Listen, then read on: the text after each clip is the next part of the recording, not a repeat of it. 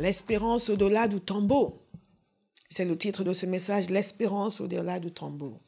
9 raisons pour lesquelles la résurrection est importante. La résurrection compte. La résurrection est le cœur même du message de l'évangile. Nous pouvons penser que c'est la croix, et la croix est le prélude à la résurrection, et la croix est capitale, mais sans la résurrection, la croix n'aurait pas de sens. Si Jésus avait porté nos péchés à la croix et qu'il est mort et qu'il est resté dans le tombeau, nous serons toujours dans nos péchés. 1 Corinthiens 15. Je vous encourage à méditer longuement sur 1 Corinthiens 15. L'apôtre Paul fait une discussion sur la résurrection et il nous livre dans cette partie de son argumentation des éléments qui sont absolument essentiels pour nous en tant que chrétiens. Parce que nous disons que la résurrection compte, elle est importante, elle est capitale, elle est vitale, elle est fondamentale, elle est au cœur de la foi chrétienne. Sans la résurrection, il n'y a pas de foi chrétienne. Mais nous n'inventons pas ces choses, nous les tirons de la parole de Dieu. Donc, au verset 12, donc l'apôtre Paul dit ceci. Or, si l'on prêche que Christ est ressuscité, comment quelques-uns parmi vous peuvent-ils dire qu'il n'y a pas de résurrection des morts? Et nous allons revenir encore à ce passage parce qu'il révèle encore des trésors pour nous. Et il recèle encore des trésors pour nous. S'il n'y a pas de résurrection des morts, Christ non plus n'est pas ressuscité. Verset 14. Et si Christ n'est pas ressuscité, alors notre prédication est vide et votre foi aussi. Il se trouve même que nous sommes de faux témoins vis-à-vis de Dieu, puisque nous avons témoigné contre Dieu qu'il a ressuscité Christ. Or, il ne l'a pas fait si les morts ne ressuscitent pas. En effet, si les morts ne ressuscitent pas, Christ non plus n'est pas ressuscité. Or, si Christ n'est pas ressuscité, votre foi est inutile. Vous êtes encore dans vos péchés. Et par conséquent, ceux qui sont morts en Christ sont aussi perdus. Si c'est pour cette vie seulement que nous espérons en Christ, nous sommes les plus à plaindre de tous les hommes. Mais en réalité, au verset 20, Christ est ressuscité. Précédant ainsi ceux qui sont morts. L'argument de l'apôtre Paul ici, c'est que si Christ n'est pas ressuscité, notre foi est inutile. La version Louis II dit, votre foi est vaine. En d'autres termes, notre foi ne rime à rien. Notre foi ne servira à rien. Que notre foi n'a aucune raison d'être. La foi chrétienne est vide sans la résurrection de Christ. La foi chrétienne ne rime à rien sans la résurrection de Christ. La foi chrétienne n'a aucune raison d'exister, est totalement vide et inutile sans la résurrection de Christ.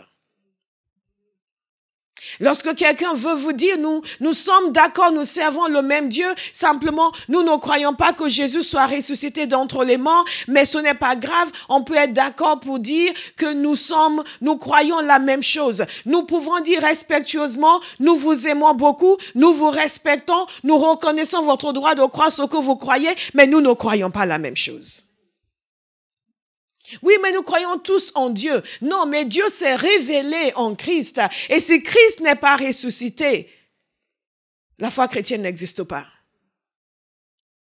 Nous ne pouvons pas nous mettre d'accord sur la négation de ma foi.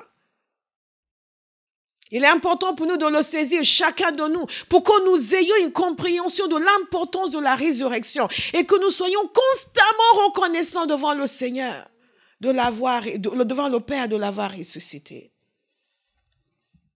L'espérance au-delà du tombeau. La première raison pour laquelle nous sommes dans les chiffres aujourd'hui, vendredi soir, nous avons vu les 7 dernières paroles de Jésus sur la croix. Ce message a tellement bouleversé quelqu'un que je connais qu'elle a passé la journée d'hier à faire des clips.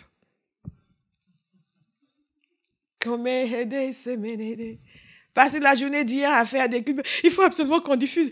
Donc, si vous n'avez pas suivi, pour ceux qui sont en ligne, si vous n'avez pas suivi le message de Vendredi Saint, allez vite regarder ce message. Il va vous bénir. Il m'a béni. 9 raisons pour lesquelles la résurrection a été absolument capitale, nécessaire, vitale, indispensable. La première chose, c'est que par la résurrection de Christ, Jésus, la divinité de Christ est déclarée. Son état de fils est proclamé. C'est la preuve la plus ferme de sa divinité.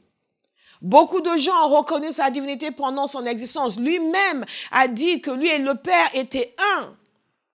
Et les gens de sa génération l'ont entendu appeler Dieu son Père et ils savaient ce qu'il voulait dire. Ils disaient, mais il se fait l'égal de Dieu.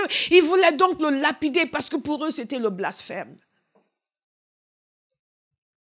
Sa mère le savait, l'ange Gabriel l'avait annoncé.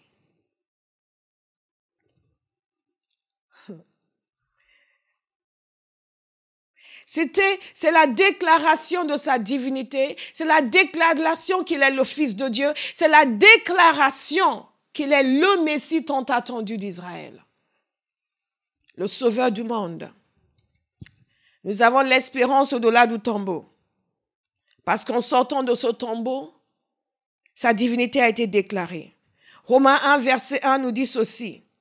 De la part de Paul, serviteur de Jésus-Christ, appelé à être apôtre, mis à part pour annoncer l'évangile de Dieu.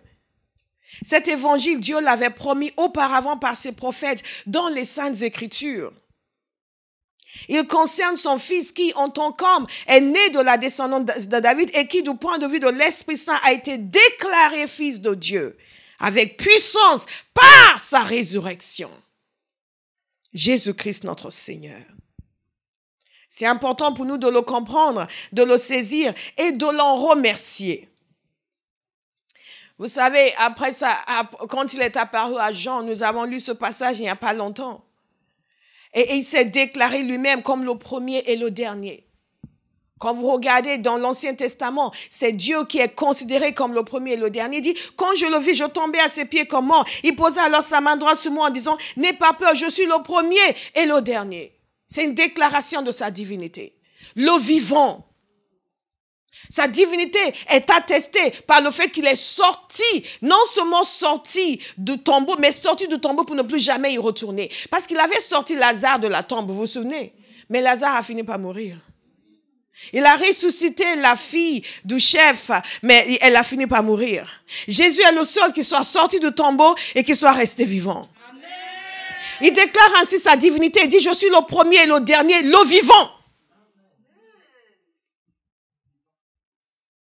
J'étais mort et voici, je suis vivant au siècle des siècles pour ne plus jamais mourir. Je détiens les clés de la mort et du séjour des morts.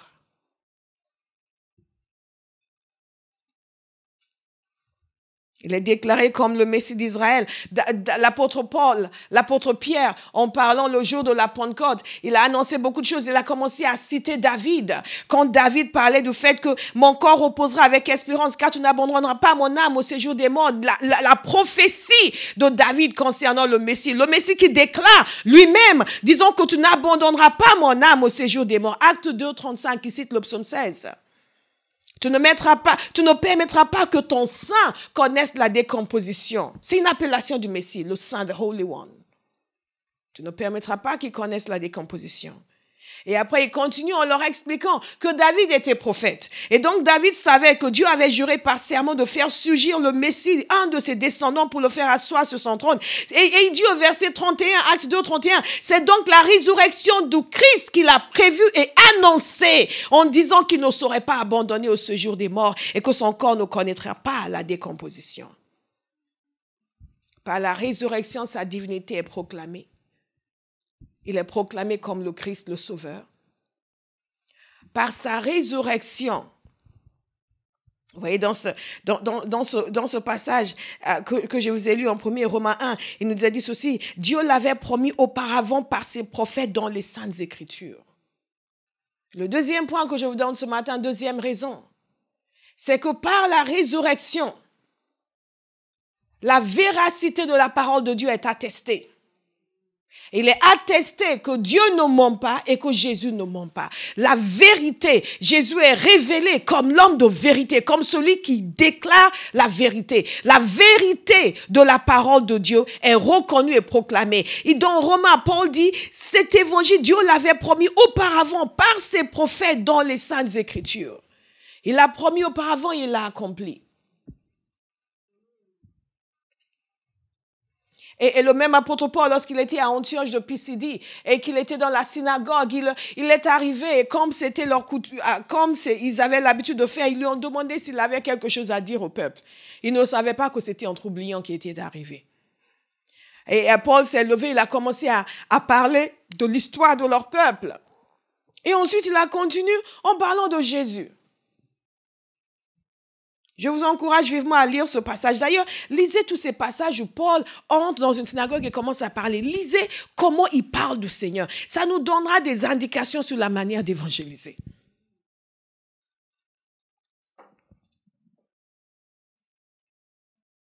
Et je prends à partir du verset 32 parce que j'ai beaucoup de versets à vous lire.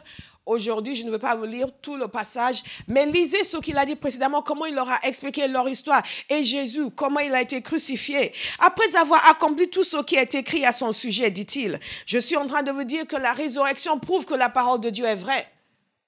Prouve que Jésus est vrai, que Jésus dit vrai, que nous pouvons lui faire confiance. Après avoir accompli tout ce qui a été écrit à son sujet, ils l'ont descendu de la croix et l'ont déposé dans un tombeau. Mais Dieu l'a ressuscité. Quelqu'un veut le dire avec moi? Mais Dieu l'a ressuscité. Mais Dieu l'a ressuscité.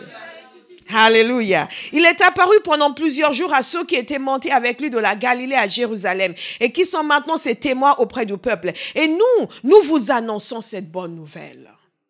Nous devons être imprégnés de la conscience que l'évangile est une nouvelle extraordinaire. Et quand nous parlons aux gens, si nous sommes réellement imprégnés de la gloire du Christ, quand nous parlons aux gens, nous parlons comme quelqu'un qui vient apporter une bonne nouvelle. Qu'ils le sachent ou qu'ils ne le sachent pas. Ils doivent savoir que nous le savons. Je lisais un article sur certaines critiques ou plutôt certains scholars, certains savants qui étudient le Nouveau Testament. Et il y a cette femme qui n'est pas du tout croyante, qui n'est pas du tout chrétienne, mais elle a dit quelque chose au sujet de la résurrection.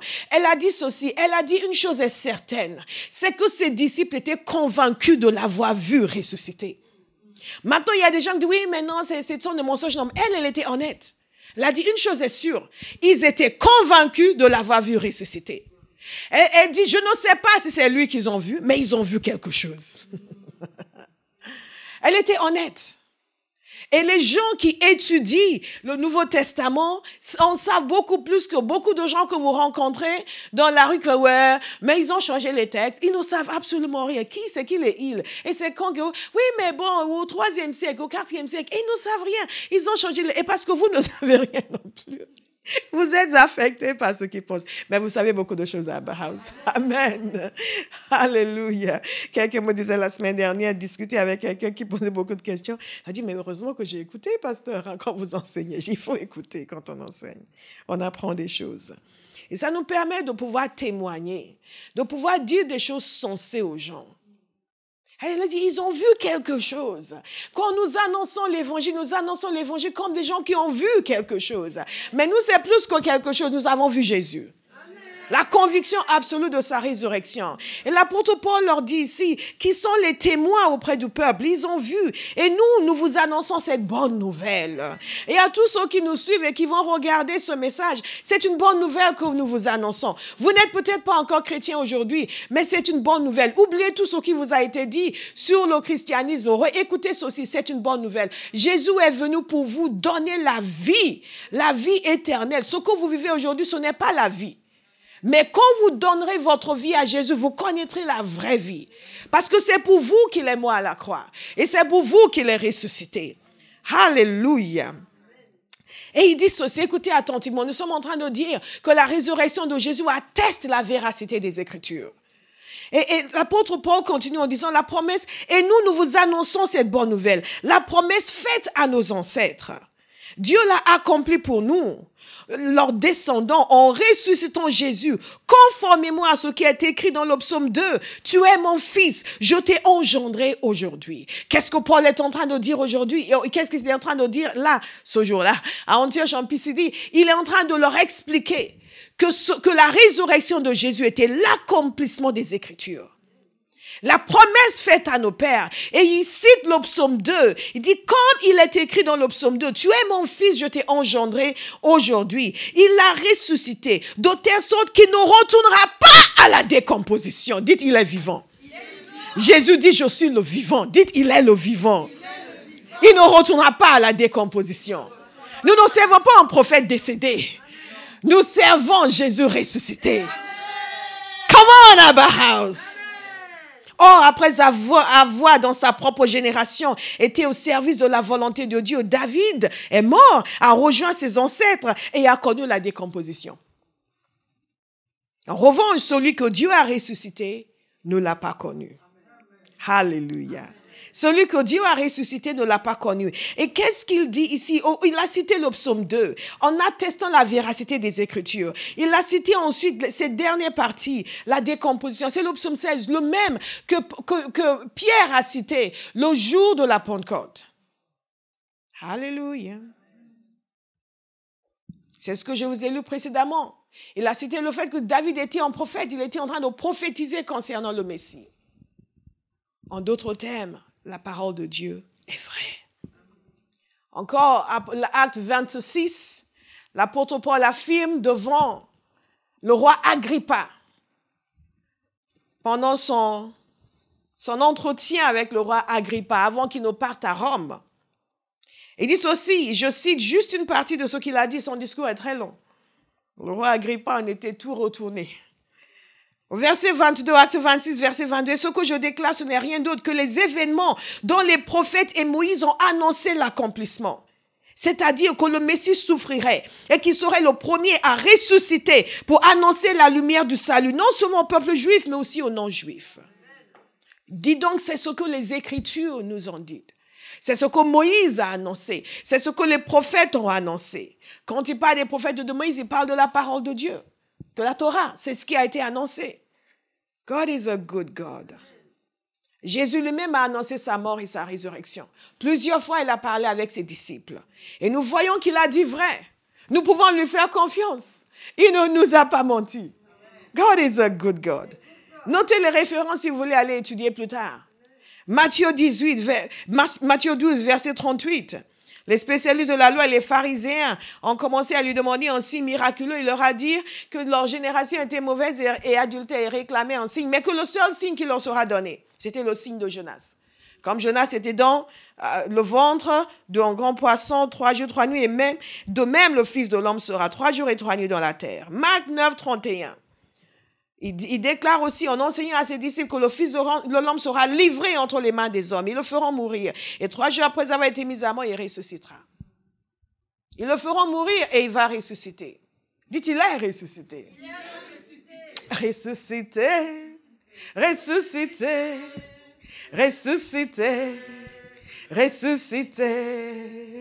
Ressuscité. Ressuscité. Ressuscité.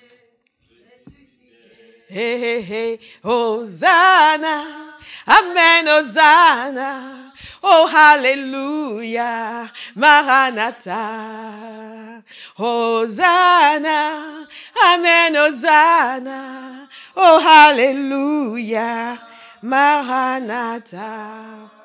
Et c'est important pour nous de lire Jean 2, 18. Regardez avec moi dans Jean 2, 18.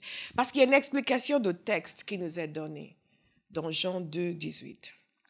Il nous a dit ceci, les Juifs prirent la parole et lui dirent, quel signe nous montres-tu pour agir de cette manière? Jésus leur répondit, détruisez ce temple et en 3 jours je le relèverai. Les Juifs dirent, il a fallu 46 ans pour construire ce temple et toi, en 3 jours tu le relèveras? Cependant, lui parlait du temple de son corps. Verset 22, c'est pourquoi lorsqu'il fut ressuscité, ses disciples se souvinrent qu'il avait dit cela et ils crurent à l'écriture et à la parole que Jésus avait dite. Nous aussi, nous croyons à l'écriture et à la parole que Jésus avait dite. Nous croyons à l'écriture. Alléluia. Dans le passage qui nous a été lu si merveilleusement en portugais et en français, les nations vont l'adorer devant son trône. Alléluia. Dans ce passage qu'ils ont lu si merveilleusement, nous avons vu Jésus parler avec les disciples, Les 2 disciples sur le chemin d'Emmaüs. Et la parole de Dieu nous dit qu'il leur a expliqué les Écritures, des choses le concernant dans les Écritures. Et donc, il leur a expliqué, voici ce qui a été dit me concernant. Voici son accomplissement. Voici ce qui a été dit me concernant. Voici son accomplissement. Et donc, nous pouvons faire confiance à la parole de Dieu. Elle a prédit sa naissance. Elle a prédit sa mort. Elle a prédit sa résurrection. Nous pouvons faire confiance et à l'Ancien et au Nouveau Testament. Parce que Jésus lui-même a parlé de sa vie, de sa mort, de sa résurrection. Et ça s'est avéré. Est-ce que quelqu'un veut dire merci Seigneur? Je vous donne une 3e raison pour laquelle la résurrection est indispensable. C'est ceci, c'est par la résurrection que nous pouvons enfin avoir le salut et le pardon des péchés. Enfin, que nous pouvons être déclarés justes. Nous pouvons croire qu'il y a l'espérance au-delà du tombeau parce que par la résurrection, nous recevons le pardon des péchés. Nous sommes réconciliés avec le Père. Notre casier judiciaire est vierge. Plus rien n'est retenu contre nous. Dieu efface l'ardoise. Nous sommes séparés de la destination enfer et nous sommes mis sur la destination ciel. Nous allons régner avec lui pour l'éternité, mais je vais y venir dans quelques instants. L'apôtre Paul a déclaré ceci dans Actes 4, verset 12. Il dit, c'est en lui seul que se trouve le salut. Dans le monde entier, Dieu n'a jamais donné le nom d'aucun autre homme par lequel nous devions être sauvés. En lui seul que se trouve le salut. Et s'il était resté mort, nous ne pouvons pas être sauvés. Il ne connaîtra plus jamais la décomposition. Il est sorti, il n'y retournera pas. S'il était resté mort, nous n'aurions pas pu être libérés de nos péchés. Mais vous savez, si les princes de ce monde avaient su, ils n'auraient pas crucifié le Seigneur de gloire. Et je peux vous dire une chose, Dieu seul est omniscient. Satan n'est pas omniscient. Pour tous ceux qui se laissent atterrer et détruits par les difficultés de la vie, vous n'êtes que le vendredi, le dimanche va arriver. La crucifixion n'est pas la fin de l'histoire, il y a une résurrection. Les difficultés, la détresse ne sont pas la fin de l'histoire. C'est sur votre trajectoire, il y a une résurrection. Il y a un renouveau. Il y a un changement total, radical. Dieu est spécialiste de changement de circonstances, de retournement de situation. Qui pouvait imaginer? Même les disciples à qui il avait annoncé, maintes et maintes fois, ne pouvaient pas imaginer. C'était tellement hors de leur champ d'imagination. Nous avons vu vendredi les choses qu'il a dites à la croix. Il n'a pas dit « je reviendrai ». Sur la croix, il n'a pas dit cela. Il a confié sa mère à Jean, comme s'il n'allait plus jamais la revoir, mais il l'a revue. Parce il a revu certainement, parce qu'il y a au moins 500 personnes qui l'ont vu en même temps. Et je suis sûre que sa mère en faisait partie. Elle faisait partie des gens qui étaient dans la chambre haute. Des gens qui étaient baptisés dans le Saint-Esprit et qui priaient en langue. Et donc, quand il était enterré, ses disciples, ils étaient ivres de douleur. Ils avaient oublié ce qu'il leur avait dit. Ils ne s'y attendaient pas. Une situation si définitive, si finale. Mais Dieu n'avait pas dit son dernier mot. Bien-aimés, si nous pouvons apprendre quelque chose de la résurrection, je sors de mon message. C'est ceci, aucune situation dans votre vie qui est contraire à la volonté de Dieu ne peut être considérée comme définitive. Ni comme finale. Parce que si Dieu ne le veut pas, il va le changer. Si vous coopérez avec lui. Le problème, c'est que nous ne coopérons pas avec lui. Nous baissons les bras. Nous devenons désespérés. Nous commençons à nous lamenter. Nous commençons à dire ce que Satan veut dire. Je mets quelqu'un au défi. En cette année 2021, dites-vous bien, celui qui a ressuscité Jésus d'entre les morts, il va changer toutes les circonstances adverses dans ma vie. Oh, quel que soit ce dont ça a l'air. Les gens regardent l'apparence externe, ils pensent que oui, mais est-ce que quelque chose de bon peut sortir d'ici? Et vous riez, vous dites, ils ne connaissent pas celui que je sers. Ils ne connaissent pas celui par sa puissance qui a fait sortir Jésus du tombeau, alors que tout le monde le disait fini. Oh, vous pensez que c'est fini pour moi? Vous n'avez encore rien vu. Vous n'avez encore rien vu. Si vous pouvez avoir cette confiance dans le Seigneur, il n'y a rien qui ne fera pas dans votre vie. Le problème avec nous, c'est que nous considérons les choses provisoires comme permanentes. Nous considérons les difficultés provisoires comme permanentes. Et nous n'avons pas foi dans celui qui, par sa puissance, a pu anéantir la puissance de la mort. Nous avons chanté « Mort, où est ta victoire ?» Le tombeau. Quelqu'un va décider, ça suffit. Je vais lui faire confiance. Face au désert, je vais lui faire confiance. Lorsqu'il semble que rien ne marche, ça n'avance pas, ça ne progresse pas, je vais lui faire confiance. Parce que la même puissance qui a ressuscité Jésus d'entre les morts va ressusciter tout ce qui doit être ressuscité dans ma vie. Amen.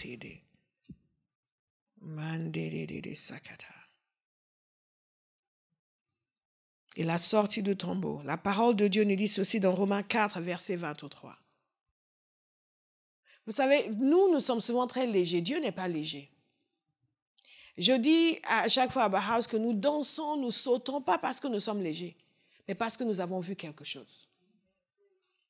Nous avons vu quelque chose qui fait fi de notre dignité. Si vous êtes trop digne pour sauter et louer le Seigneur, vous ne le connaissez pas encore. La vraie dignité, c'est celle que Dieu accorde. Qu'il accorde à ceux qui l'honorent. Oh, ce n'est pas pour lui seulement qu'il est écrit que la foi a été portée à son compte en parlant d'Abraham, mais c'est aussi pour nous. Elle sera portée à notre compte puisque nous croyons en celui qui a ressuscité Jésus notre Seigneur. Lui qui a été donné, Jésus, qui a été donné à cause de nos fautes. Et qui est ressuscité à cause de notre justification. Vous savez, la justification ne veut pas dire que nous sommes justes, mais qu'il nous a déclarés justes. Il nous a déclarés justes. Donc, il n'a pas été ressuscité parce que nous sommes des gens bien. Il a été ressuscité pour faire de nous des gens acceptés par Dieu, dont le casier judiciaire est déclaré vierge. La version de Semaine nous permet de mieux comprendre cette partie. Au verset 25, il a été livré pour nos fautes. Et il est ressuscité pour que nous soyons déclarés justes. Bien-aimés, s'il n'était pas ressuscité, nous ne pourrions pas être déclarés justes. Nous ne pourrions pas avoir le pardon. Nous allons toujours être dans nos péchés. C'est ce que l'apôtre Paul essaie de nous faire comprendre. Nous sommes encore dans nos péchés. Si Christ n'est pas ressuscité, nous sommes encore dans nos péchés. Je vous le relis. Or, si Christ, verset 17, 1 Corinthiens 15, verset 17, or, si Christ n'est pas ressuscité, votre foi est inutile, vous êtes encore dans vos péchés. Mais parce que Christ est ressuscité, nous ne sommes plus dans nos péchés. Oh, je pensais que ça allait vous réjouir le cœur. On peut plus que ça. Je pensais que c'était une bonne nouvelle que je vous annonçais ce matin. Parce que Christ est ressuscité, nous ne sommes plus dans nos péchés. Nous pouvons être pardonnés. Alléluia. Pour quelqu'un qui ne connaît pas Jésus, tu peux être pardonné. Oh oui, c'est terrible ce que j'ai fait, mais c'est pour ça que Jésus est mort. Il a porté nos punitions. Le châtiment qui nous donne la paix est tombé sur lui. Et par ses meurtrissures, nous avons été guéris. Oh, il a été livré pour nos fautes et il est ressuscité pour que nous soyons déclarés justes. Et quand nous voyons aussi dans Romains 10 que la foi dans la résurrection est nécessaire pour le salut. Si tu reconnais publiquement au verset 9 de ta bouche que Jésus est le Seigneur, et si tu crois dans ton cœur que Dieu l'a ressuscité, tu seras sauvé. Tu seras sauvé. Tu seras sauvé. Est-ce qu'il y a quelqu'un qui est sauvé dans cette salle? Est-ce qu'il y a quelqu'un qui est content d'être sauvé? Alléluia. Que Dieu nous donne la révélation du salut. Nous aurons toujours un sourire aux lèvres, quel que soit ce qui se produit dans nos vies. Nous aurons toujours un sourire aux lèvres quand nous avons la révélation du salut et que nous vivons avec cette révélation chaque jour. Les gens vont penser que vous n'avez aucun problème dans la vie. Vous allez dire, en réalité, je n'en ai aucun. Parce que le seul vrai problème a été réglé. J'étais perdu et il m'a sauvé. Alléluia. Libéré.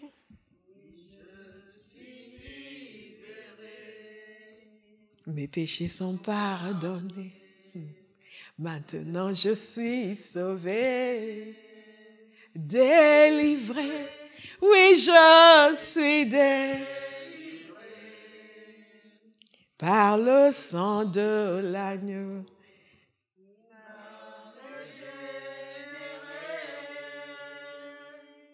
Il n'y a plus de condamnation. Awesome.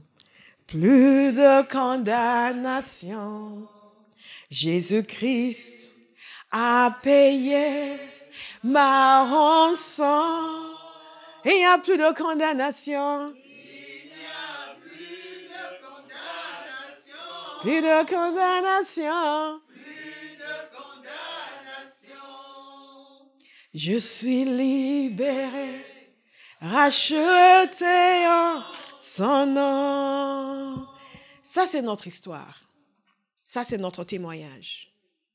Ça, c'est notre vécu. Ça, c'est notre réalité. Et plus nous méditons sur cela, plus nos vies prennent des couleurs extraordinaires. Et on commence à croire que réellement nous avons rencontré le Christ. La quatrième raison pour laquelle la résurrection est indispensable, capitale, fondamentale, vitale, c'est que la résurrection de Jésus préfigure notre propre résurrection. Et c'est tout l'argument de l'apôtre Paul dans 1 Corinthiens 15. Que parce que Christ est ressuscité, nous aussi nous serons ressuscités. Mais si vous dites que les gens ne seront pas ressuscités, vous voulez dire que Christ non plus n'est pas ressuscité? La résurrection de Christ préfigure notre propre résurrection physique. Je parle de la résurrection du corps. Certains disent, là, mais moi je ne veux plus de ce corps, il n'est pas assez beau. Non, non, non. Vous aurez encore glorifié. Jésus dit ceci dans Jean 6, 40. En effet, la volonté de mon Père, c'est que toute personne qui voit le Fils et croit en lui ait la vie éternelle. Et moi, je la ressusciterai le dernier jour. Je la ressusciterai. Dans la suite de ce passage de 1 Corinthiens 15, que je vous encourage vivement à lire sur la résurrection, l'apôtre Paul maintenant commence à nous parler de différents types de corps. Le corps corruptible et le corps incorruptible.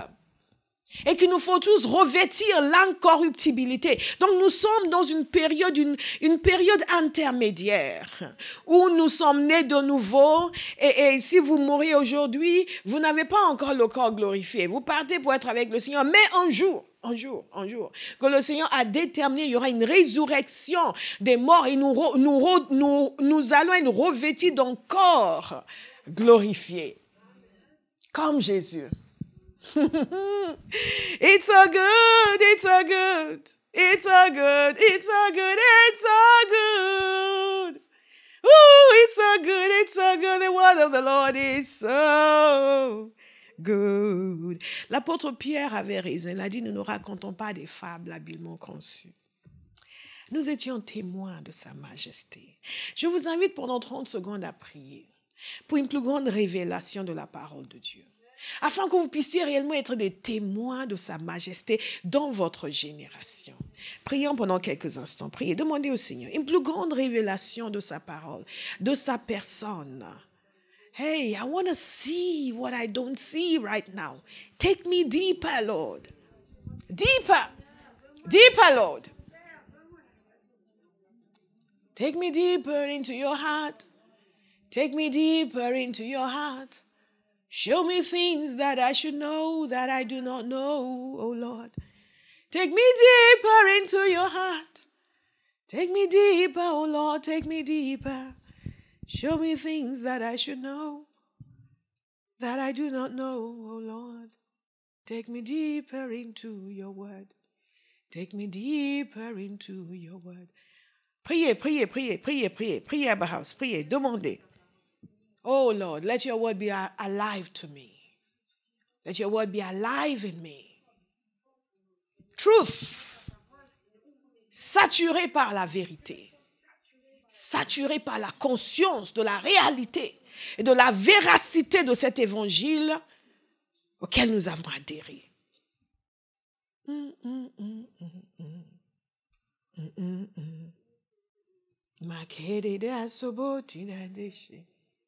Ce ne sont pas des fables habilement conçues. 1 Corinthiens 15, verset 50 nous dit ceci. Ces choses, nous devons les méditer et elles devraient nous remplir d'espérance. D'espérance. Et tout d'un coup, le fait que la sœur Charlène m'a parlé à l'église n'a aucune importance.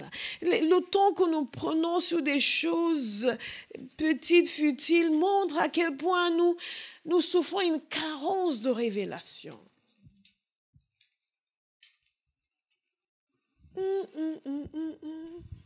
Ce que je veux dire, frères et sœurs, c'est Paul qui parle, c'est pas moi.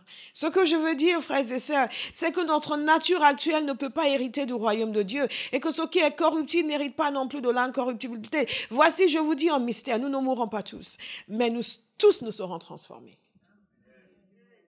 En un instant, en clin d'œil, au son de la dernière trompette, la trompette sonnera, alors les morts ressusciteront incorruptibles.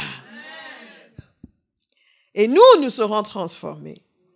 Il faut en effet que ce corps corruptible révèle l'incorruptibilité et que ce corps mortel revêt l'immortalité.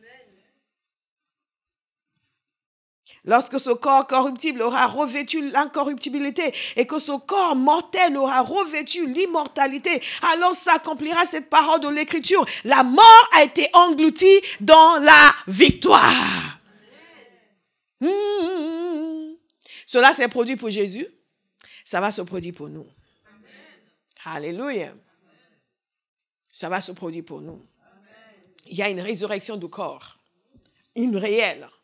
Oui, nous sommes morts avec Christ, nous sommes ressuscités avec Christ spirituellement, mais il y a une résurrection du corps. Et la résurrection de Jésus préfigure notre propre résurrection et confirme notre propre résurrection. Parce que Jésus a dit qu'il va nous ressusciter. Lui, Jésus, va nous ressusciter. Alors, si Jésus lui-même n'était pas ressuscité, comment est-ce qu'il aurait pu nous ressusciter? La résurrection de Jésus. Il y a de l'espérance au-delà du tombeau, bien-aimé. Votre grand-père qui est décédé, qui était dans le Seigneur, non seulement vous allez le revoir, mais un jour il va ressusciter. Amen. Il y a de l'espérance au-delà du tombeau. Nous n'avons pas peur de la mort. Nous n'avons pas peur de la mort. Nous pleurons nos morts, pourquoi? Parce qu'ils vont nous manquer. Pas parce que quelque chose de mauvais leur est arrivé. Quand un chrétien meurt, nous les pleurons parce qu'ils vont nous manquer. Mais eux ne pleurent pas. Vous n'allez pas voir un enfant de Dieu décédé qui va dire « Oh, je regrette d'être mort. Je regrette d'avoir quitté la terre. » Ils sont auprès du Seigneur. Et si on leur donnait de choisir, de « Non, non, non, je ne retourne pas là-bas. »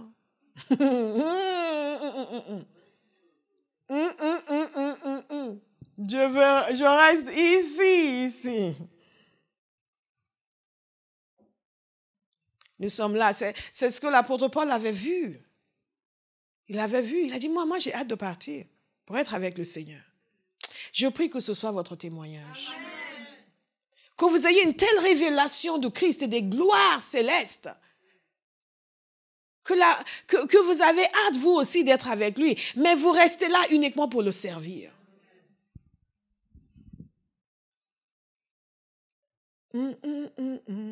Et quand vous êtes malade, que vous dites je ne vais pas mourir, c'est pas parce que vous avez peur de mourir, c'est parce que vous savez que vous avez encore du travail à faire pour le Seigneur. Vous dites non, j'ai encore des choses à accomplir. J'ai encore des choses à offrir à mon maître quand je serai de l'autre côté. Je n'ai pas fini mon travail sur terre. La maison n'a pas encore de toiture. Certains s'en souviennent? Qui s'en souvient? La maison n'a pas encore de toiture. On va construire la toiture de la maison. Alléluia. Pour ceux qui ne savent pas de quoi je parle, où elle parle, vous lui demandez après. C'est elle qui l'a évoqué. Elle va vous expliquer. Alléluia. La cinquième raison pour laquelle la résurrection était indispensable, vitale, est indispensable et vitale. C'est ceci, c'est par sa résurrection que nous sommes libérés de l'esclavage. La parole de Dieu nous dit que nous sommes assis avec lui dans les lieux célestes. Là où il est assis au-dessus des principautés, des puissances, des autorités, bonnes ou mauvaises. C'est à cause de sa résurrection que nous pouvons maintenant exercer l'autorité sur le péché, sur la chair et sur les démons. Éphésiens 1:20 nous parle de la puissance qu'il a ressuscité Jésus d'entre les morts. Il dit cette puissance, il l'a déployée en Christ quand il l'a ressuscité et l'a fait asseoir à sa droite dans les lieux célestes, au-dessus de toute domination, de toute autorité, de toute puissance, de toute souveraineté et de tout nom qui peut être nommé. Non seulement dans le monde présent, mais encore dans le monde à venir. Hi. Par sa résurrection, Jésus est devenu maître de tout. Absolu, maître absolu, incontesté et incontestable. Mais ça ne s'arrête pas là. C'est là où nous entrons en jeu. Il a tout mis sous ses pieds et il l'a donné pour chef suprême à l'Église, qui est son corps, la plénitude de celui qui remplit tout en tous. L'Église existe parce que Jésus est ressuscité. Et il est le chef de l'Église.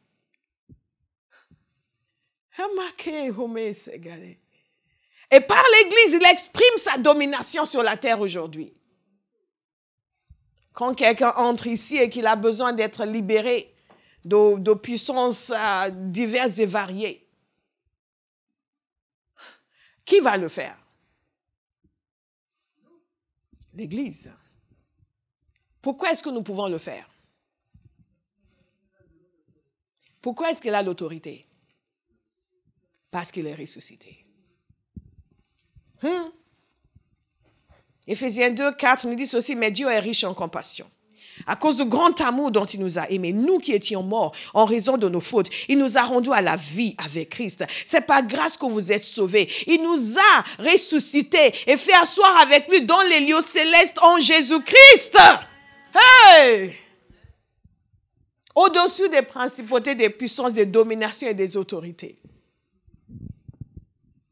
Et c'est pour cela qu'il peut nous dire résistez au diable. Et il s'enfuira, loin de vous. Libéré de l'esclavage et établi en autorité. À cause de sa résurrection. Il a ressuscité. Et il l'a fait asseoir. Il nous a ressuscité avec lui. Et nous a fait asseoir. Nous aussi. Oh, the gospel is good news. 6e raison pour laquelle nous pouvons avoir l'espérance au-delà du tombeau. Pour laquelle la résurrection de Christ est vitale. C'est que c'est par sa résurrection que nous recevons une nouveauté de vie. Notez bien, nouveauté de vie. Et ceci est capital. Absolument capital. La puissance nous est donnée pour vivre différemment. Et nous sommes invités à engager fermement ce processus de transformation de notre caractère, de notre manière de penser, de parler et d'agir. Je dis toujours que la parole de Dieu nous dit supportez-vous les uns les autres, mais que ce ne soit pas vous celui que l'on doit supporter. Mais celui qui par la beauté de son caractère est une bénédiction pour les autres et supporte les autres. Colossiens 3, verset 3 nous dit ceci. Je l'ai en anglais. Est-ce que quelqu'un peut nous le lire, s'il vous plaît?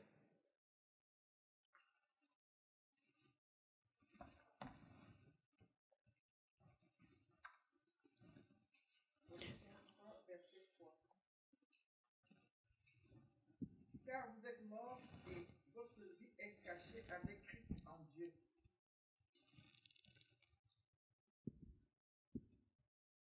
Continue. Quand Christ, votre vie, paraîtra, alors vous paraîtrez aussi avec lui dans la gloire. Tu peux commencer au verset 1, s'il te plaît. Si donc vous êtes ressuscités avec Christ, cherchez les choses d'en haut. Amen. Où Christ est assis à la droite de Dieu. Amen. Affectionnez-vous choses d'en haut, Amen. et non à celles qui sont sur la terre. Amen. Car vous êtes morts, et votre vie est cachée avec Christ. Hallelujah. Quand Christ, votre vie, paraîtra, Mhm. alors vous paraîtrez aussi avec lui dans la gloire. Amen. Faites donc mourir les membres qui sont sur la terre. Mhm. L'impudicité, Mhm. l'impureté, Amen. les passions, Mhm. les mauvais désirs Mhm. et la cupidité qui est une idolâtrie. Amen. C'est à cause de ces choses que la colère de Dieu vient sur les fils de la rébellion, Mhm. parmi lesquels vous marchiez autrefois. Autrefois, tout à lorsque fait. vous viviez dans ces péchés. Mhm. Mais maintenant, Ah, maintenant. renoncez à toutes ces choses, Mhm. à la colère, Mhm. à l'animosité, Mhm. à la méchanceté, Mhm. à la calomnie, Mhm. aux paroles déshonnêtes Mhm. qui pourraient sortir de votre bouche. Mhm. Ne mentez pas les uns aux autres, Mhm. vous étant dépouillés du vieil homme Mhm. et de ses œuvres, Mhm. et ayant revêtu l'homme nouveau, Amen. qui se renouvelle dans la connaissance, selon l'image de celui qui l'a créé. Mhm. Il n'y a ni grec ni juif, Mhm. ni circoncis ni incirconcis, Mhm. ni barbare ni scythe, ni esclave ni libre, Mhm. mais Christ est tout et en tout. Alléluia. Et son argument, c'est ceci. Vous êtes ressuscités avec Christ. Par conséquent, cherchez ce qui est en haut. Par conséquent, changez votre manière de vivre. La résurrection de Christ nous appelle et nous donne la capacité d'adopter une nouvelle façon de vivre. Et nous impose d'ailleurs d'adopter une nouvelle façon de vivre. J'étais en train de lire un article qui relatait les dires d'un philosophe un sociologue qui est très connu dans le monde anglophone. Je ne sais pas s'il est si connu que ça en France, Jordan Peterson. Il est partout, il est dans tous les médias, Et il a écrit un livre, je ne connais pas la traduction française, c'est 10 règles de vie, je crois. 10 règles de vie, et c'est pour les jeunes hommes. Il est très axé sur... Enfin, je ne vais pas m'éterniser sur lui, mais il a dit quelque chose de très intéressant. A priori, il n'est pas chrétien, mais il a affirmé le fait qu'il est étonné de voir à quel point je vais faire attention pour ne pas mal le citer, mais à quel point il croit certaines choses concernant le Christ. Il a fait d'ailleurs une étude sur le livre de la Genèse, qui est très suivi. C'est quelqu'un qui est très, très suivi dans le monde anglophone. Très suivi. Très, très suivi. Il est comme un prophète laïque. Et très critiqué aussi par les médias, soi-disant progressistes, pour ses prises de position. Mais il a dit quelque chose, et je paraphrase. Il a parlé du fait que les chrétiens, sans accusation, ne démontrent pas en changement de vie, en caractère transformé, qui permettent à ce que l'on croit qu'ils ont vraiment connu le Christ, qui permettent à ce que l'on croit que leur Jésus est réellement ce qu'il dit être. Vous comprenez ce que je veux dire? Je paraphrase, je pourrais vous donner la citation exacte, mais c'est le sens de ce qu'il disait. Et il n'était pas en train de critiquer, pas comme les gens qui critiquent. Lui-même s'interrogeait sur est-ce qu'il croyait ou est-ce qu'il ne croyait pas. Mais c'est pas du tout quelqu'un qui est hostile à la foi chrétienne. Mais il a mais c'est une réflexion très claire, très lucide et très vraie. Sur le fait que la manière de vivre des chrétiens ne démontre pas vraiment la puissance de leur évangile. Et n'interpelle pas les gens qui ne sont pas chrétiens à croire vraiment la puissance de leur évangile. Bien-aimés, ce que vous considérez comme étant la grâce, le Seigneur va me pardonner, c'est un déshonneur que vous faites au Seigneur. Et vous freinez le salut de quelqu'un. Ou toutes ces... Je ne comprends pas pourquoi nous sommes obligés de rester pourris. Parce que, bien aimé, avant qu'il ne nous sauve, nous étions pourris. Mais il veut que nous changions. que nous nous soumettions à lui, que nous marchions en nouveauté de vie. Si réellement vous êtes ressuscité avec Christ, si réellement, alors changez votre manière d'être. Changez votre manière de fonctionner.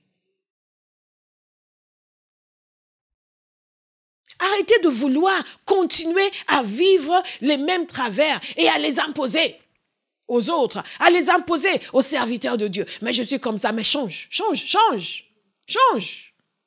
Nous sommes tous appelés à changer.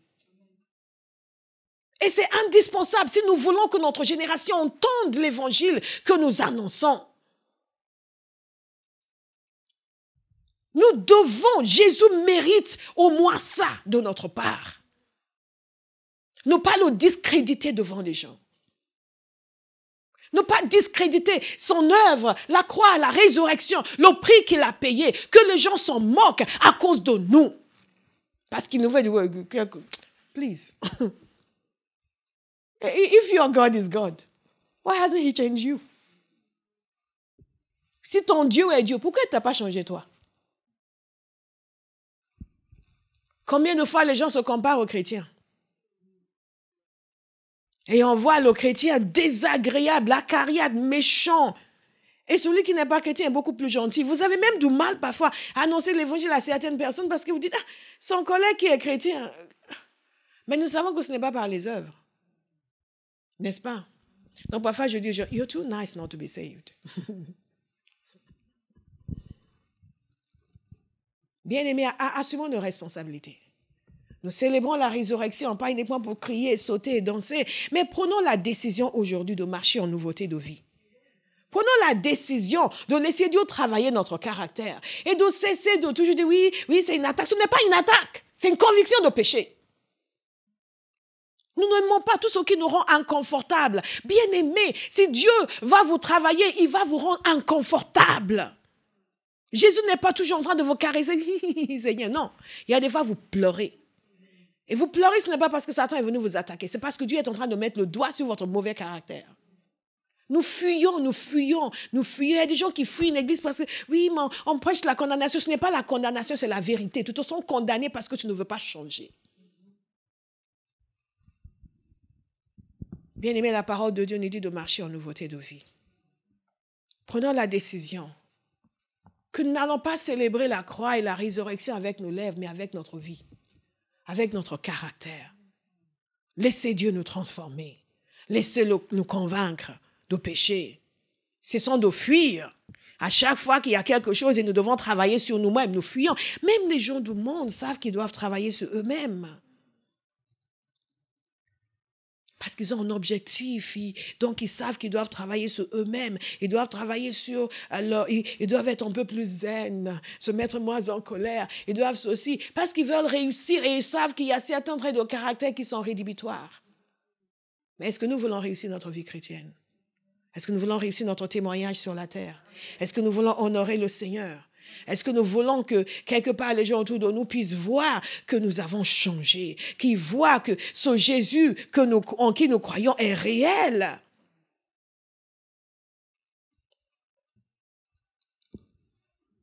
Nous sommes là pour dénoncer les péchés des autres. Qu'est-ce qu'ils font? Oh, mais ces gens, c'est païen, my sister. Tout est regardé. Bien-aimés, s'il y a une chose que nous devons vraiment décider, c'est de vivre une vie qui va honorer le Seigneur. Et si vous êtes réellement ressuscité avec Christ. Et cet homme, sa remarque est très juste. Lui, il l'a dit de façon très intellectuelle et très sympathique. Mais ce ne sont pas tous les gens qui refusent de vous écouter, qui refusent parce que Satan les travaille. Non, parfois certains refusent de nous écouter à cause de notre caractère. Qu'est-ce que lui va venir me dire? Please. Prenons la décision d'honorer le Seigneur avec nos vies. Ne fuyez pas quand Dieu vous travaille. Ne fuyez pas quand vous êtes triste sur quelque chose que vous avez fait. Acceptez cette tristesse.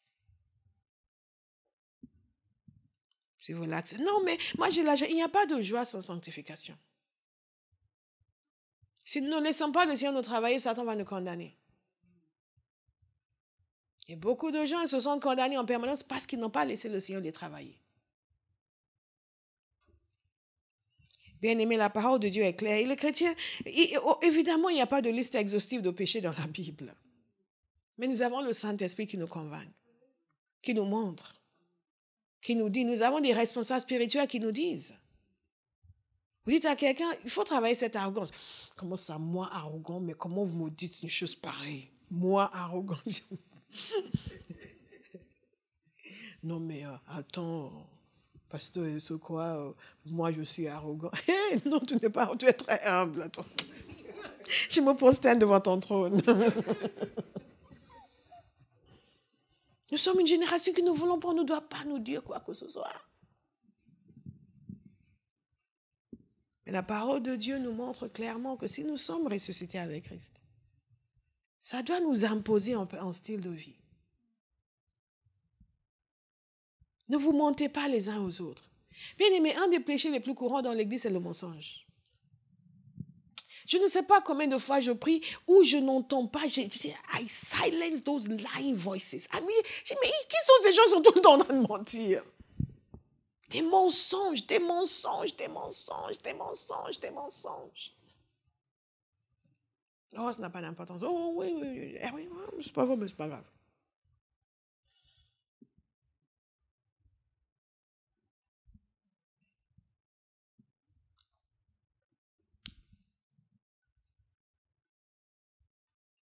Tu peux nous lire le verset 8, s'il te plaît?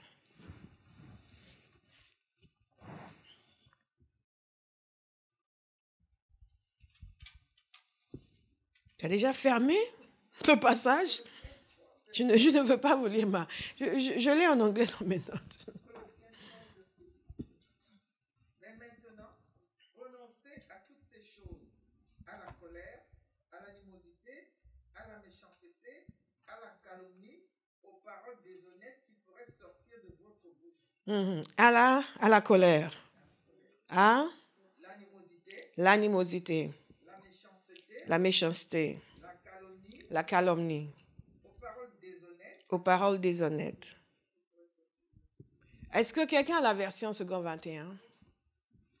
Verset 8. Mais maintenant, renoncez à tout cela, à la colère, à la fureur, à la méchanceté, à la calomnie, aux grossièretés qui pourraient sortir de votre bouche.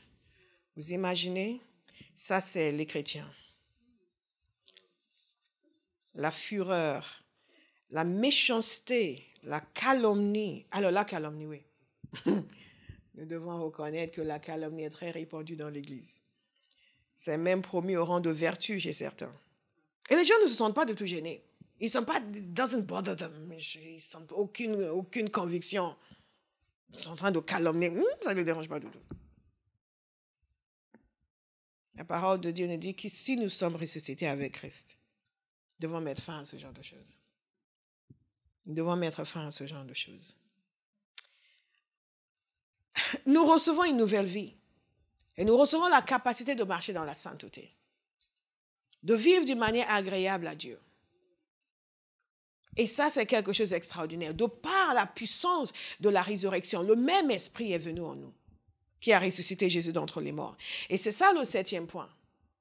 La 7e raison pour laquelle la résurrection est indispensable, c'est que c'est parce que Jésus est ressuscité que nous pouvons avoir accès au Père et recevoir le Saint-Esprit.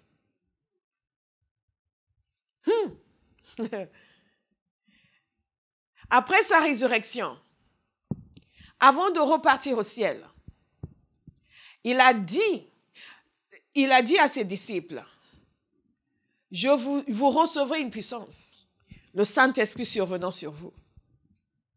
Et remarquez ceci, Jean 14, 15, 16, il parle beaucoup de l'action du Saint-Esprit. Et une des choses qu'il leur a dit, c'est qu'il fallait que lui parte pour que le Saint-Esprit puisse venir. Il a dit, si je ne pars pas, le consolateur ne viendra pas. Il dit, mais c'est important que le Saint-Esprit vienne. Mais il fallait que Jésus parte. Donc il est mort, il est ressuscité et il est monté au ciel. Et c'est là où le Saint-Esprit pouvait vraiment venir. La résurrection était indispensable. Il dit, je vous enverrai. Le Saint-Esprit, celui que je vous enverrai. S'il était resté dans le tombeau, il ne pouvait pas nous l'envoyer. Mais il nous l'a envoyé. Et le Saint-Esprit, nous avons accès au Père, nous sommes réconciliés avec Dieu. Parce que nous sommes ressuscités avec lui. Déclarés non coupables. Et remplis du Saint-Esprit. Et nous recevons le Saint-Esprit. Et toute la puissance qui vient avec lui. La puissance pour la transformation intérieure. La puissance pour exécuter la volonté de Dieu. La puissance pour bâtir. La puissance pour construire. La puissance pour détruire. La puissance pour amener les gens à Christ. La puissance pour guérir. La puissance pour délivrer. Oh, il n'y a pas de gens qui ont reçu la puissance ici. Même si je suis seule, je veux me réjouir. Je ne suis pas seule, tu es avec moi. Nous allons nous réjouir pour la puissance du Saint-Esprit. Vous serez mes témoins. Nous avons reçu la puissance parce qu'il est ressuscité. S'il n'était pas ressuscité, nous n'aurions pas pu recevoir la puissance du Saint-Esprit. Nous n'aurions pas pu recevoir la réconciliation avec le Père. Nous ne pourrions pas dire « Father ». Ça, c'est mon mot préféré, « Father ». Quand j'entre dans la zone Father, c'est fini, ne me parlez plus. I'm with my Father. Woo! Father, we declare that we love you. We declare our everlasting love for you. Lord, we do declare, Father, we declare that we love you. We declare our everlasting love for you.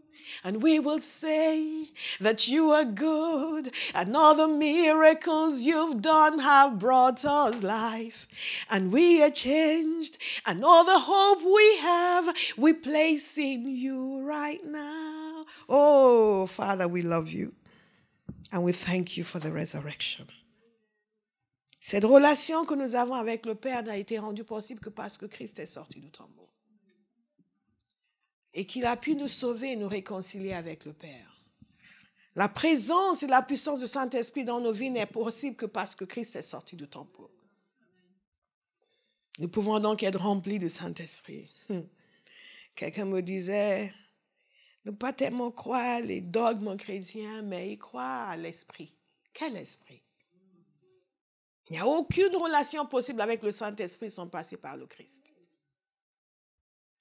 Mais nous avons reçu le Saint-Esprit.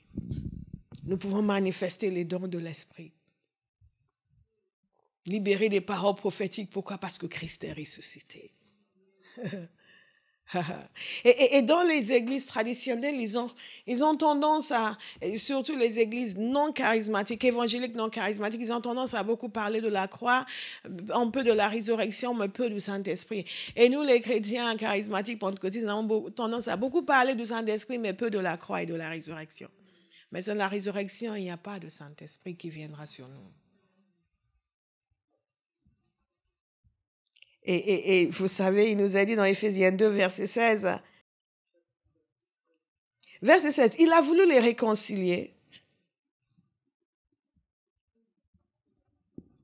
L'un et l'autre avec Dieu, en les réunissant dans un seul corps au moyen de la croix, en détruisant par elle la haine.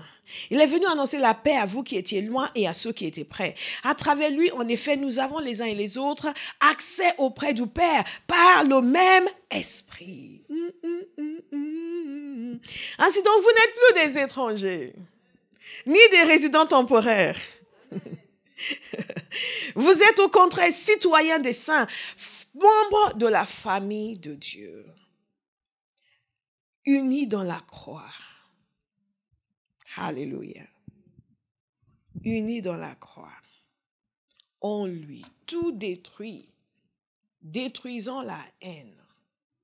Et à cause de sa croix, nous pouvons avoir cette intimité avec le Père. Je vous parlais de Acte 2, de ce long discours de Pierre.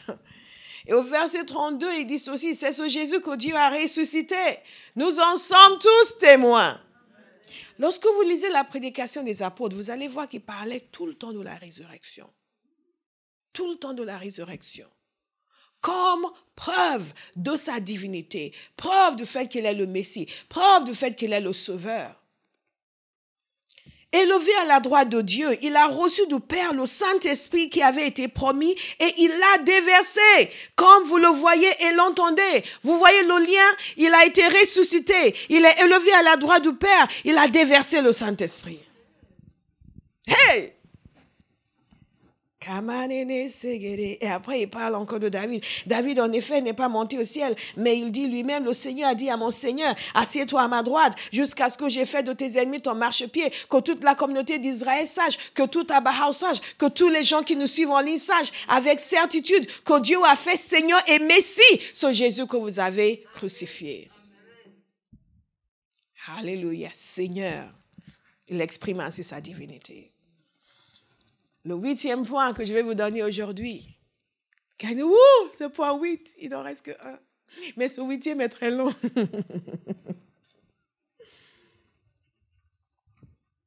Et c'est lié à ce que nous venons de dire et à ce que nous avions dit précédemment. C'est que par la résurrection, il établit sa domination, son autorité et sa seigneurie sur la terre, sur le monde entier et aussi la domination de l'Église. Notez bien cela, il établit la domination de l'Église. Il établit sa propre domination et la domination de son Église. La domination de son Église. Matthieu 28, il déclare ceci, « Tout pouvoir m'a été donné dans le ciel et sur la terre. » Ce après sa résurrection, il a obtenu toute autorité dans le ciel, sur la terre. C'est ce que nous avons lu précédemment. C'est ce que nous voyons dans Philippiens. Au nom de Jésus, tout genou fléchira. Toute langue confessera que Jésus est Seigneur, à la droite de Dieu, à la gloire de Dieu le Père. L'apôtre Pierre dit dans ce passage que toute la communauté d'Israël sache donc avec certitude que Dieu a fait Seigneur et Messie ce Jésus que vous avez crucifié. Sa domination est établie sur tout et sur tous. Et la domination de l'Église également. Il délègue cette autorité qu'il a reçue à l'Église. Bien-aimés, si vous exercez l'autorité aujourd'hui, c'est parce que Jésus a été ressuscité. Dans Apocalypse 1, verset 5, il dit ceci, « Jésus-Christ, le témoin fidèle, le premier-né d'entre les morts. » Le premier-né d'entre les morts ne veut pas dire qu'il est en humain. Le premier-né d'entre les morts, c'est faire référence à son rang supérieur, le premier de tous. Ça ne veut pas dire qu'il est né naturellement, ça veut dire qu'il est le premier de tous ceux qui sont morts. Il est le principal, il est le souverain, il est le suprême. Le premier-né d'entre les morts est le chef des rois de la terre. Nous allons déclarer ce titre de Jésus 3 fois. Le chef des rois de la terre. Déclarez-le. Le chef des rois de la terre. Et encore. Le chef des rois de la terre. Encore. Le chef des rois de la terre. Est-ce que vous avez envie de le déclarer encore 3 fois? Jésus est. Le chef des rois de la terre. Jésus est. Le chef des rois de la terre. Jésus est. Alléluia. Il est le chef des rois de la terre. Méditez dessus. Réfléchissez sur cette appellation de Jésus. Il est le chef des rois de la terre. Il est le chef de toutes les nations. Il est le chef de tous les présidents. Il est le chef de tous les premiers ministres. Il est le chef de tous les rois. Il est le chef de toutes les reines. Il est le chef de toutes les autorités qui existent. Il est chef des rois humains. Il est chef des rois spirituels. Il est chef des autorités naturelles. Il est chef des autorités spirituelles. Il est chef des autorités visibles. Il est chef des autorités invisibles. Tous lui sont assujettis à cause de la résurrection. À celui qui nous aime, qui nous a lavés de nos péchés par son sang et qui a fait de nous un royaume, des prêtres pour Dieu son Père. À lui soit la gloire et la domination au siècle des siècles. À lui soit et là, et là, et là, et là, nous avons vu que la parole de Dieu est vraie. La domination lui appartient. Quand vous comprenez cela, vous allez cesser d'avoir peur de quoi que ce soit ou de qui que ce soit. Vous allez cesser de contester ses instructions. Vous allez cesser d'opposer un refus à ses instructions. Vous allez cesser de considérer que des choses ne sont pas possibles. Vous allez cesser de penser que ce monde qui est ici ne peut pas changer une nation. Il est le chef de tous les rois de la terre. Amen. Toute la domination lui appartient. Amen. Donc tout ce qu'il faut, c'est qu'il t'appelle et qu'il te donne une partie de son autorité. Et tout doit plier les genoux devant toi. Amen. Toute circonstance sera balayée devant toi. Dieu ne manque pas de pouvoir. Il manque de gens qui croient en son pouvoir. Et nous allons croire en son pouvoir. Nous allons croire en sa puissance. Il est le chef des rois de la terre. Toute la gloire au siècle des siècles lui appartient. Toute la domination lui appartient. Il est ressuscité, élevé à la droite du Père. Et il a reçu autorité sur tout ce qui existe. Domination sur tout ce qui existe. Et il envoie son église avec son autorité. Il établit son autorité, son église dans l'autorité et la domination. Mais qui va la saisir? Qui va la saisir? Et vivre une vie qui vous permet de comprendre profondément ce que ça veut dire et de le manifester.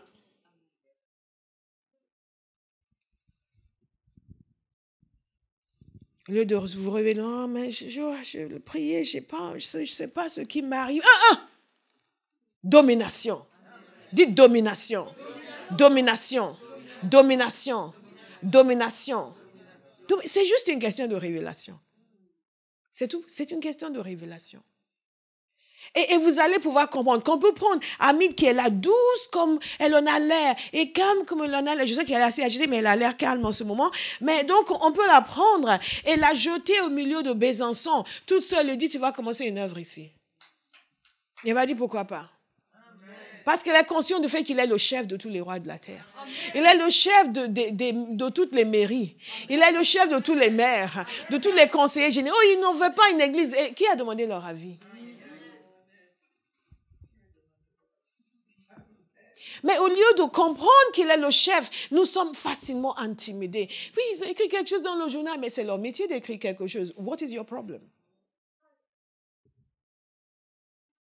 Il est le chef de tous les rois de la terre. Toute la domination lui appartient. Mais il demande quelqu'un qui va faire appel à cette domination et la manifester sur terre. Donc on la laisse, on dit, bon, commence une œuvre ici, on s'en va. Il dit, ok, pasteur, there's no problem. Et elle s'enferme et elle commence à prier, à jeûner. Et elle fait ce qu'elle a à faire. Elle n'est pas là, comment? Mais comment on demande aux gens? Tout ça, c'est que de la faiblesse. Cette fille-là avec ses yeux noirs, on la prend, on va la déposer. Où on te dépose? On va être gentil avec elle, on va la déposer à Roanne. Et on a de la famille là-bas.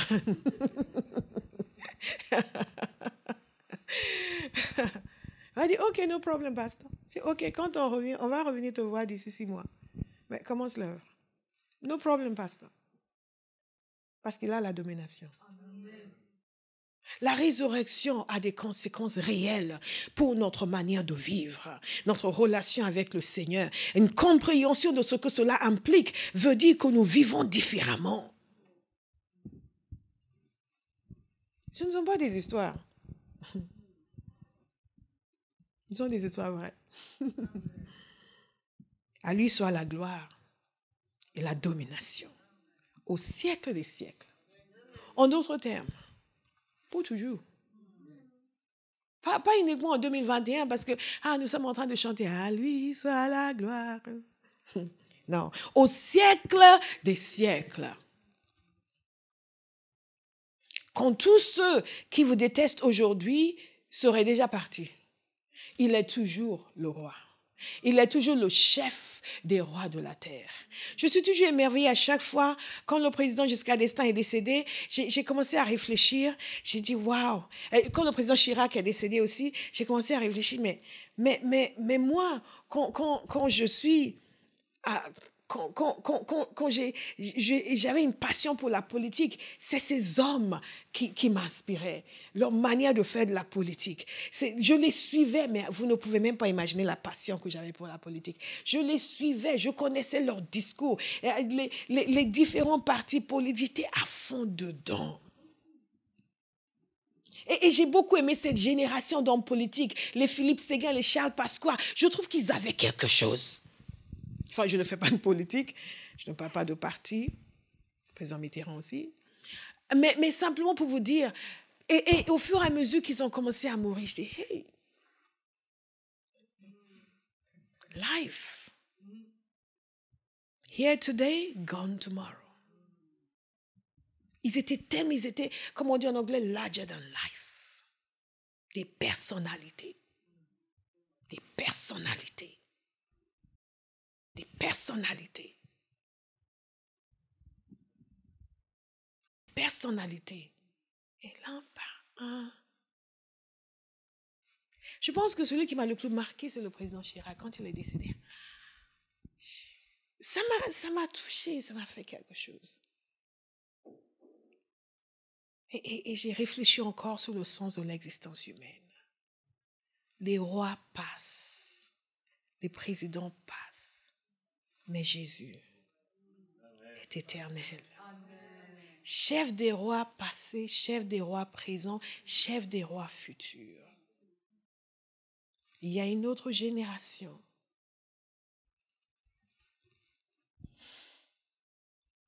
Cette génération aussi va passer. Notre président actuel est jeune, mais sa génération aussi va passer.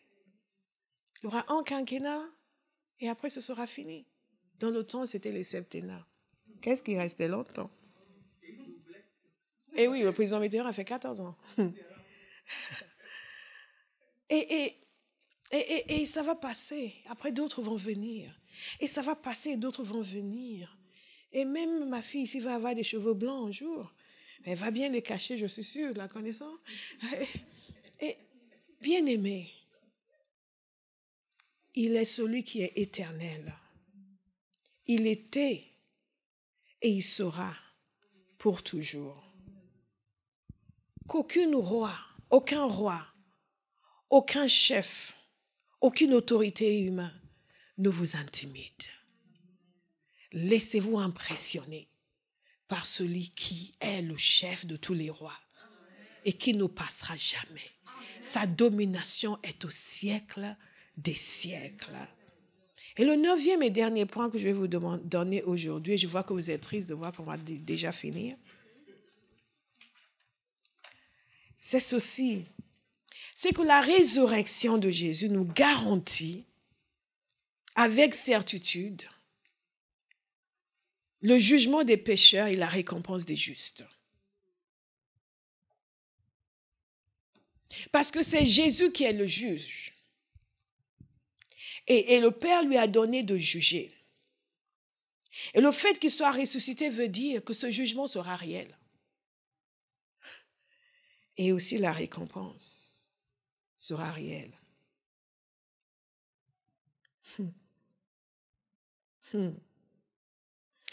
Acte 17 nous dit ceci.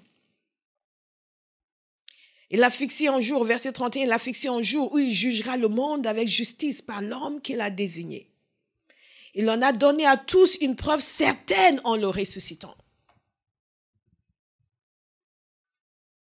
Il a fixé un jour où il jugera le monde avec justice par l'homme qu'il a désigné. Il en a donné à tous une preuve certaine en le ressuscitant. La résurrection est donc la preuve, une preuve certaine qu'il y aura un jugement. Et que tous passeront par ce jugement. Certains pour aller dans la mort, certains pour la vie. Et qu'il y aura une récompense pour tous ceux qui auront servi le Seigneur. Nous avons une espérance au-delà du tombeau, parce que Jésus est ressuscité.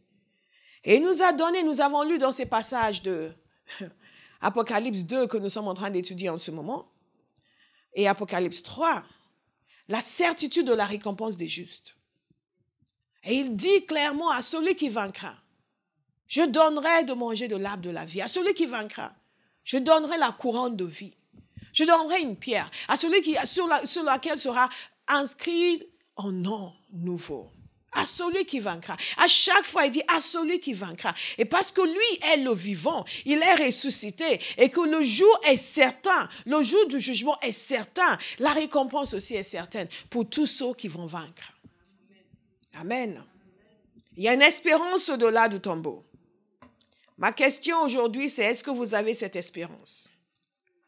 Est-ce que vous avez cette espérance? Demandez à votre voisin, est-ce que tu as cette espérance? Est-ce que tu as cette espérance? Est-ce que tu connais cette espérance? Alléluia. Est-ce que tu connais cette espérance? God is a good God. La résurrection de Jésus, comme je vous ai dit au départ, est le point central de la foi chrétienne. C'est par là qu'il a été déclaré fils de Dieu avec puissance. C'est par là qu'il a été déclaré comme le sauveur que le monde attendait. C'est par là que nous recevons le pardon de nos péchés, que nous sommes déclarés non coupables, que nous sommes réconciliés avec le Père, que nous recevons la puissance du Saint-Esprit parce que c'est quand il est monté au ciel qu'il a déversé le Saint-Esprit. S'il était resté dans la tombe, il n'aurait pas pu déverser le Saint-Esprit. Toute la puissance du Saint-Esprit que nous vivons aujourd'hui, c'est parce que Jésus est ressuscité. La certitude de la domination et de sa domination de son autorité et de la domination de son Église. Et l'Église va devoir se réveiller et saisir cette domination et vivre avec une nouveauté de vie. Vivre en nouveauté de vie. Vivre de telle manière à pouvoir bénéficier pleinement de sa puissance et de son autorité. Vivre de telle manière que les travers de nos vies ne donnent pas à Satan l'emprise sur nous. Mais au contraire, il nous permet de bénéficier de toute l'autorité et la puissance de Dieu qui est à notre disposition. Vivre de telle manière que la gloire du Christ ne soit pas ternie sur notre visage face aux gens qui ne le connaissent pas. Assumer notre responsabilité comme ses ambassadeurs et ses représentants sur la terre. Donc, j'ai envie de voler cet argent, mais je ne vais pas voler parce que le nom de Jésus sera, n'est-ce pas? Oh, mais j'ai vraiment très envie d'aller leur dire leurs 4 vérités et me bagarrer. Mais je ne vais pas le faire parce que c'est le nom de Jésus qui... Parce que j'ai dit que je porte son nom. J'ai dit que je suis à lui. J'ai dit que je fais partie de sa famille. La puissance de sa résurrection doit se manifester dans la transformation de notre caractère. Cette puissance qui a ressuscité Jésus d'entre les morts est capable de nous changer, est capable de te rendre un peu moins acariâtre, est capable de te rendre un peu moins casse-pied, est capable de te rendre un peu moins voleur, est capable de te rendre un peu moins adultère, quand même. Lui, il ne veut pas me juger. Non, non, non. On ne te juge pas du tout, on t'observe. Nous avons adopté le style du monde. Mais, don't judge me. Non, dans l'église, on peut juger. D'ailleurs, la parole de Dieu nous dit qu'il y a certaines personnes avec qui il ne faut plus, ils se disent chrétiens, ils se comportent comme ça, mais il n'y a plus rien à voir avec eux. Vous ne le savez pas? Que les gens du monde, c'est autre chose, mais ceux qui disent qu'ils sont chrétiens, ils ont ce genre de comportement, séparez-vous. Bien-aimés, prenons au sérieux notre responsabilité de le représenter avec dignité, avec honneur. De vivre une vie qui donne envie aux gens de connaître ce Sauveur, qui donne envie aux gens de croire en sa puissance. Présentons devant le monde une vie qui a vraiment été transformée. Viens connaître mon Jésus, il va te transformer. Mais quand il t'aura transformé, je viendrai le connaître. Ce ne sera pas votre témoignage. Nous allons nous lever et remercier le Seigneur pour sa parole. Alléluia. Nous allons remercier le Seigneur pour sa bonté, pour sa bienveillance. Thank you, Lord.